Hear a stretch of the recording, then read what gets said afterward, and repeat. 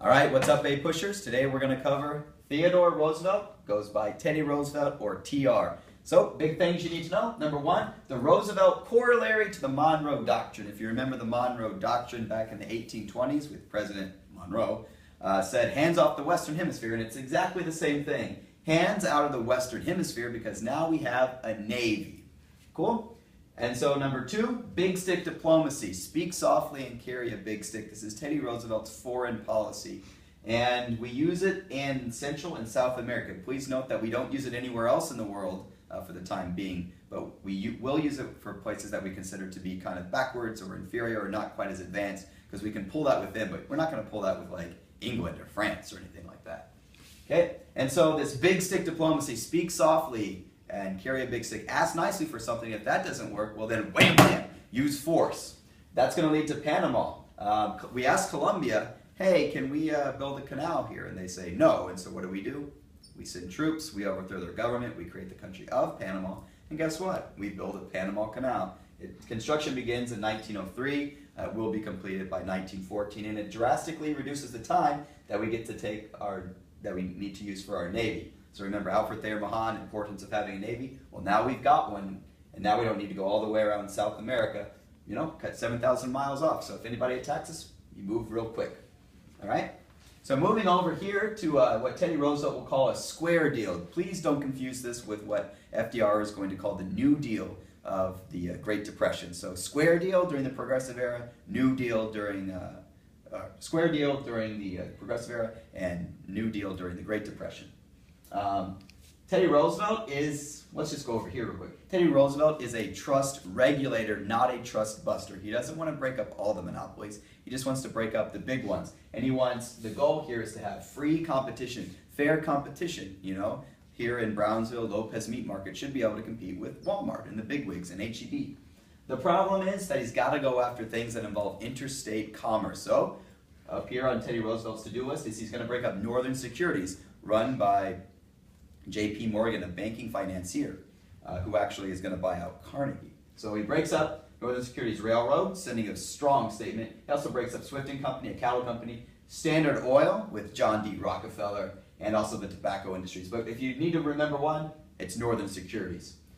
He also passes two things. The Elkins Act. The Elkins Act regulates railroad prices. So think of the little elk, the little deer on the railroad, and the train coming at him is how I remember it. And then the Hepburn Act, which increases the power of the Interstate Commerce Act to regulate railroad prices. Basically, it's railroads and interstate commerce, so they're very much related here. Over here with workers' rights, you need to know Lochner versus New York. It's not a progressive era victory because it's going to involve bakers in New York and their hours don't get regulated. But the one you do need to know is Mueller versus Oregon. And that is going to regulate working hours for women, because if they work too much, they might not be able to have children. And so you have Brandeis' brief, which is the use of psychological and physical evidence in the courtroom, which plays a big role when you get to the 1950s, and Brown versus Topeka Board of Education. So the use of psychological and physical evidence in the courtroom.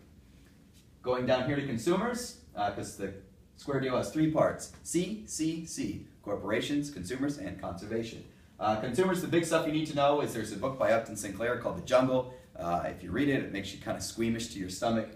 Two laws happen as a result of this about the meatpacking industry: the Meat Inspection Act and the Pure Food and Drug Act. Moving on over to the conservation, the third part of the CCC. Conservation, the thing is saving the environment. So you can use the resources you have, but you don't want to use all of it. So Teddy Roosevelt's basically best friend is going to be Gifford Pinchot.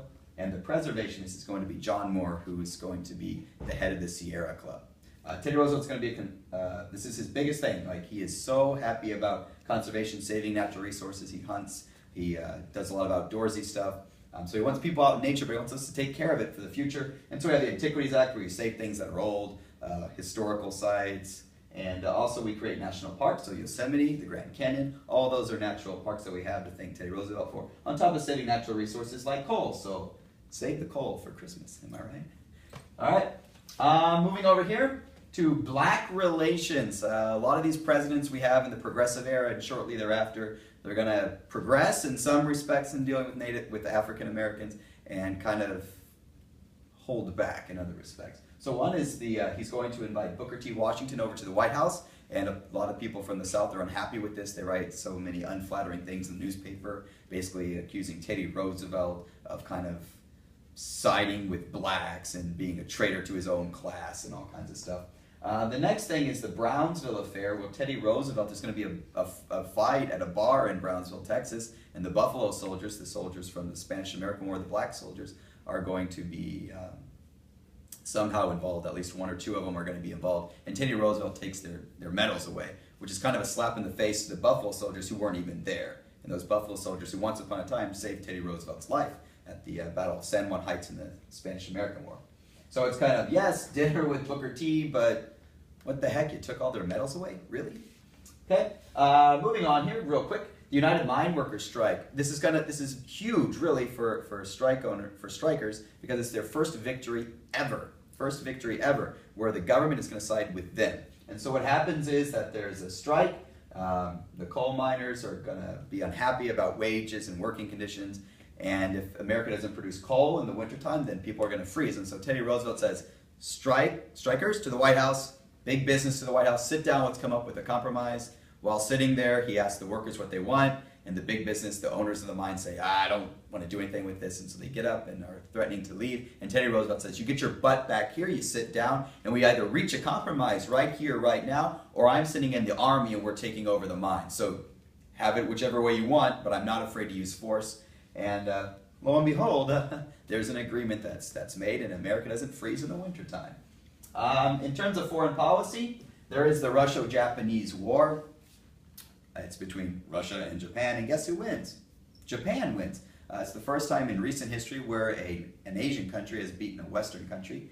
And so we have a lot of stuff near China, and now Japan has just won this war, so we want to make sure that everything's good. So William Howard Taft has an agreement with the Japanese government, and it basically says Japan recognizes the United States sphere of influence in the Philippines, and the United States will recognize the Japanese sphere of influence in Korea, and both of our places are close to China, so you recognize our stuff and we'll recognize your stuff, and we don't have to have a little war or anything. Another side note about the Russo-Japanese War is Teddy Roosevelt is going to sit down. He's in any major war, you have a neutral country that kind of steps in, and Teddy Roosevelt says, we'll do it, the United States will do it, and in New Hampshire, Teddy Roosevelt sits down with Russia and Japan, and he wins the Nobel Peace Prize for this, which is kind of ironic if you look at his foreign policy. Using force, speak softly, carry a big stick, and yet he wins the Nobel Peace Prize. A couple more things here, and then we'll be done with our little review of Teddy Roosevelt. One of the biggest presidents you need to know is the Gentleman's Agreement between the United States and Japan.